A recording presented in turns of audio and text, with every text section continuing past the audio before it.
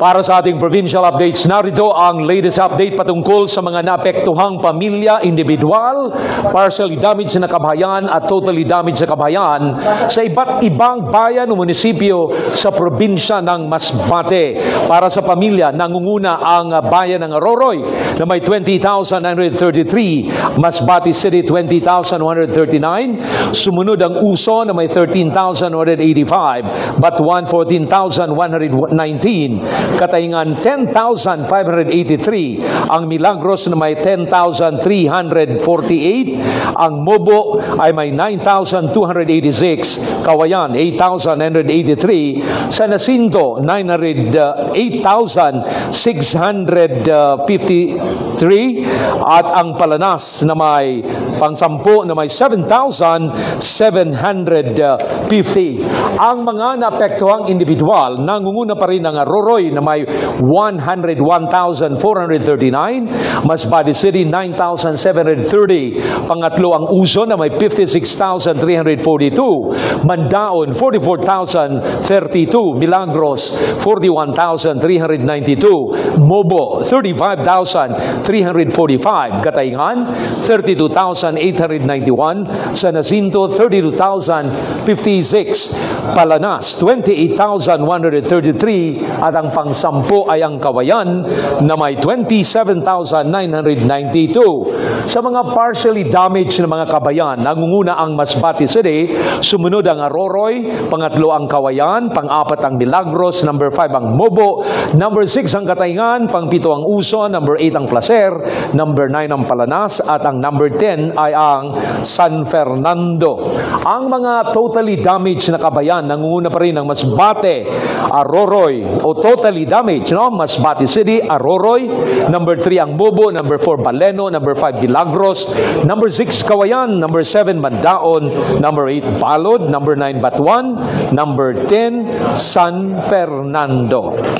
At dahil dito, patuloy pa rin na tumatanggap ng donasyon ang provincial government ng Masbate sa pamamagitan ng ating Provincial Social Welfare and Development Officer na si Ami Marie Castillo sa telephone number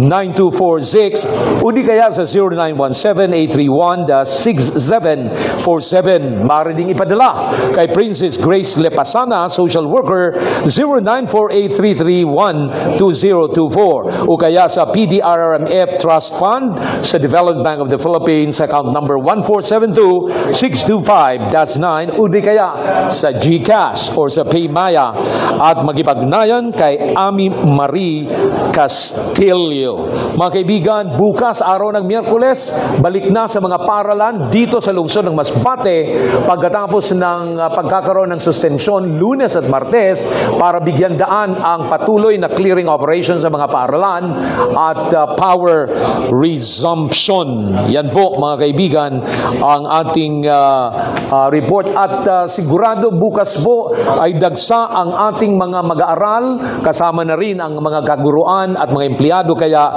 sa pagbabalik ng klase dito sa lungsod ng Masbate, all levels, public and private schools, nariyan po ang problema maaari sa traffic, sa baka magkaroon ng dagdag na pamasahe, wag naman po, no? At saka safe driving lamang po mga kaibigan. At sa ating schools administration, konting konsiderasyon sa uniforme, maaring nasira, nabasa, nawala, no? Kaya maaring kahit hindi naka-uniforme, ang attendance, maaring ang iba, wala pang sabi nga kakayahan, ang punctuality, maaring hindi sa tamang oras, maaring malilate, at ang mga gamit ng mga kabataan. At siyempre, kinukonsiderin ng mga paaralan, lalo na ng mga kaguruan, kung anong teaching modalities ang gagawin. Ito ay maaring blended, maaring modular instruction, face-to-face instruction. At siyempre, magkakaroon ng mga makeshift classrooms, yung gawa lang sa mga light materials upang makapagpatuloy lang ang pag-aaral. At siyempre, yung iba maaring sa ilalim ng punong kahoy, yung iba naman ay ay nagsisharing ng isang room, 2 klase. At ang iba naman, mga malalaking paaralan, ay shifting schools and maaring ang ilan sa mga school facilities ay hindi pa rin maggamit. Yan po mga kaibigan ang ating report at sa ating Bible verse for today na kinuha sa Hebreo chapter 10 verse 23. Magpakatatag tayo sa ating pag-asa at huwag nang mag-alinlangan pa sapagkat ang nangako sa atin ay maaasahan. Kasama ko ang PIU News Team sa pangalan ng Provincial Government ng Masbate, it is service o Masbate News. Mag-urosan kita para sa pagbangon sa Masbate. Ako po ang inyong Provincial Information Officer, Long Logronio.